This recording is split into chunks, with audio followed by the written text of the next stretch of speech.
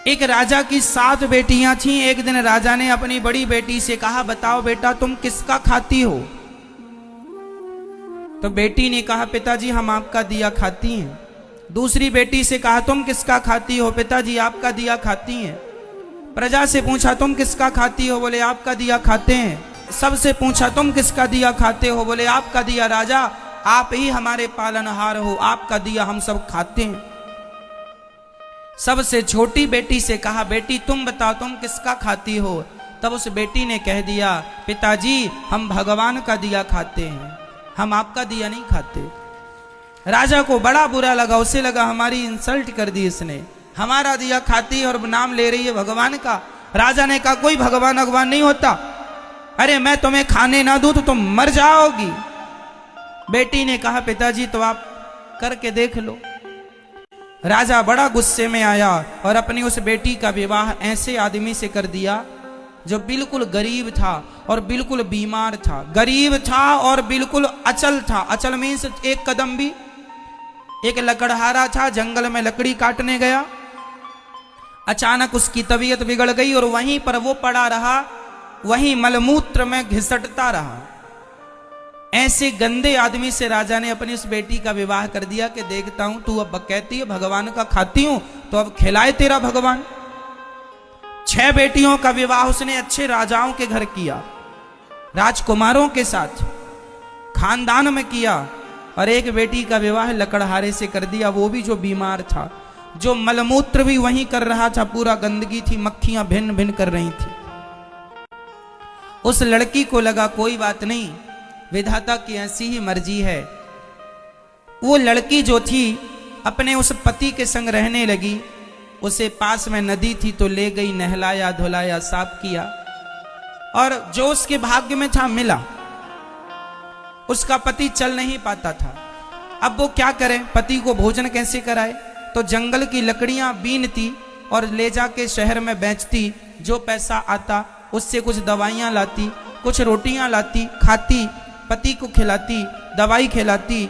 और वहां पर एक नाग नागिन, जंगल था ना तो जंगल में तो जीव जंतु ही रहेंगे, एक नाग नागिन का जोड़ा था। तो वो जब दूध लाया करती अपने पति को देती, और जो बच जाता तो दौने में वो वहां नाग नागिन को रख दिया करती थी। तो नाग नागिन दूध पीते और बड़े प्रेम से वो खुश रहते। अब वो धीरे धीरे उसका पति ठीक होने लग गया, बीमारी से उसको राहत मिलने लग गई, ठीक होने लगा।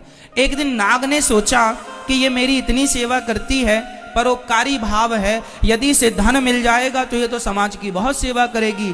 तो सांप ने उसे स्वप्न में कहा कि जहां हम लोग रहते हैं वहां बहुत बड़ा खजाना गड़ा है, तुम खोद लेना।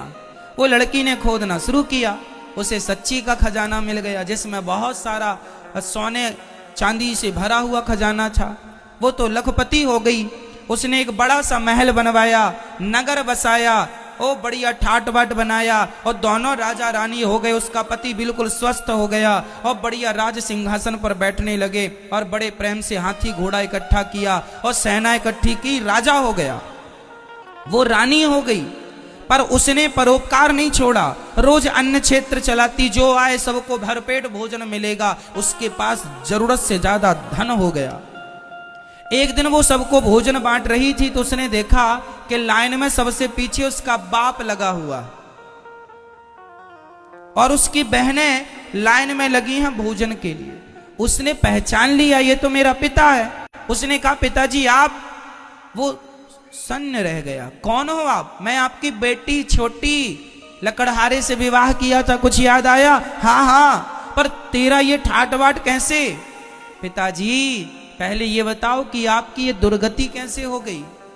बेटी सच्ची कहा था तूने, हम बड़े अहंकार में थे कि मैं राजा हूं, लेकिन मेरी राजगद्दी छीनते देर नहीं लगी, सब नाश हो गया। सारी बेटियां जिन्होंने ये कहा था कि पिता के भाग्य का खाती हैं, आज पिता कुछ नहीं खिला पा रहा है इन्हें, आज तू खिला रही है। तब उस बेटी ने कहा, पिताजी मैंने कहा था ना कि सब अपने अपने भाग्य का और सब भगवान की कृपा का ही खाते हैं, सबको खिलाने वाला भगवान है।